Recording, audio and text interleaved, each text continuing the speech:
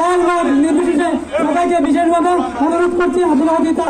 এই জন্য আমরা আজকে সবাই প্রতিবাদ একসাথে যদি আমরা প্রতিবাদ করি সেগুলো থেকে হাঁটতেন এখান থেকে সবাই বক্তব্য দেন। দল মত নির্বিশেষে সবাইকে বিশেষভাবে অনুরোধ করছি। দল মত নির্বিশেষে সবাইকে বিশেষভাবে অনুরোধ করছি সহযোগিতা।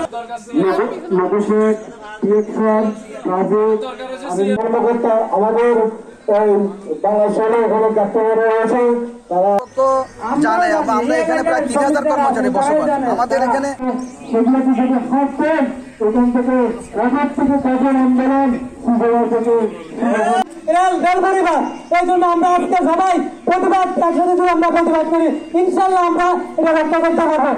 সুবানসিপি এবং মসজিদ আমাদেরকে লিখ দিতে বিরোধী প্রশাসনকে আমরা টাকা দিব আমরা প্রতিবাদ আমাদের সর্বদলীয় যে আমাদের প্রতিবাদ সভা আমরা ডাক দিচ্ছি। আপনারা অতিসত্ত্বর আমাদের কর্মকর্তা আমাদের বাংলাদেশে এখানে কাস্টমার রয়েছে, তারা সবাই দয়া করে আমাদের প্রতিবাদ সভা আমাদের রেলের কবরস্থান এবং সুবানসিপি এবং মসজিদ আমাদেরকে লিখ দিতে বিরোধী প্রশাসনকে সেগুলো থেকে হাঁটতেন এখান থেকে রাজার থেকে কজন আন্দোলন থেকে বাংলাদেশ রেল ইজারা দিয়েছে। কল্পনা করতে পারেন মাত্র 20 লক্ষ টাকা। কারণ আমাদের এই যে দিয়ে সেটা সাইড ওয়াল করে সিলিং করে দেবে, এখানে আর কোনো কভার দেওয়া যাবে না। তাহলে আপনারা মৃত্যুর পরে আমাদেরকে কোথায় করে দাফন করবেন? কি কর্ণফুলী নদীতে বাসা দিবেন না গাছে ঝুলিয়ে রাখবেন? বাংলাদেশ রেলের এই অসাধু কর্মকর্তারা সেই জায়গাটুকু বন্ধ করে দিচ্ছে যে আমার মৃত্যু হলে আমার শেষ ঠিকানাটুকু নাই। পাশাপাশি শতবর্ষীয় এখানে একটা মসজিদ আছে, এখানে একটা মাজার আছে শতবর্ষীয়, সেই মসজিদ যে মাজার এটা সহ এই জায়গাটুকু ওরা ছিনিয়ে নিচ্ছে। বলছি কি আপনাদেরকে অন্য জায়গায় একটা মসজিদ করে দেবো।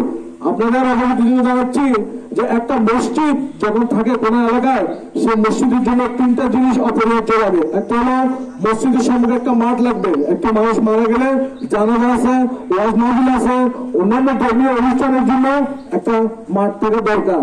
কিন্তু সেই মাঠে থাকবে না, শুধুমাত্র একটা ঘর করে দিবে ইবাদতখানার মতো।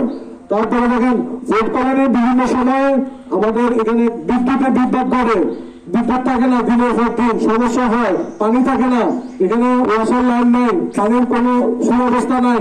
এমনিতে এই এলাকার মানুষ কর্মচারীরা মানবাধিক জীবনযাপন করছে, তার উপরে এই অবস্থা। যখন কারেন্ট থাকে না, পানি থাকে না, তখন এই ফটকরানি বাসী সব ওই যে রেল পোর্ট বা অন্যান্য মানুষ যারা আছে সবাই এই কর্মস্থানের পুকুরটা ব্যবহার করে।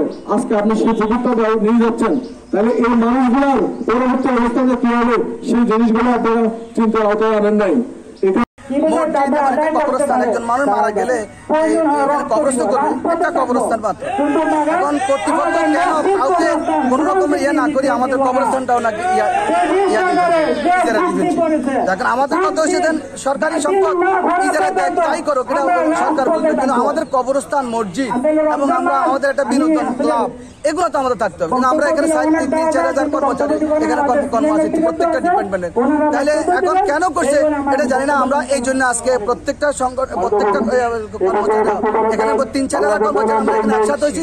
আমরা আমাদের কবরস্থানটা রক্ষা করতে হবে, মসজিদটা রক্ষা করতে হবে, এবং আমাদের শ্রবণশীতি একটা বিনোদন ক্লাব আছে, আমরা ছেলে মেয়েদের বিয়ে শাদী হয় এগুলো আমাদের রক্ষা করতে। আমাদের এখন মুখ্য দাবি যে আমাদের কবরস্থান মসজিদ এবং শ্রবণশীতি যেটা আমাদের বিনোদন এটা কোনো রকমে দেওয়া যাবে না, কোনো রকমে দেবে না। এখানে সমস্ত শ্রমিকরা জড়ো হয়েছে, পদবন্ধ হয়েছে এটার বিরুদ্ধে যে যারা এই দুর্নীতিবাজ আমাদের কাছে মাঠ পর্যায়ে না আসি যে আমাদের কবরস্থান মসজিদ দিয়ে ইজারা দিয়ে দিচ্ছে বা বিক্রি করছে, এটা আমরা প্রতিহত করবো এবং কোনো রকমে এটা দেওয়া যাবে না।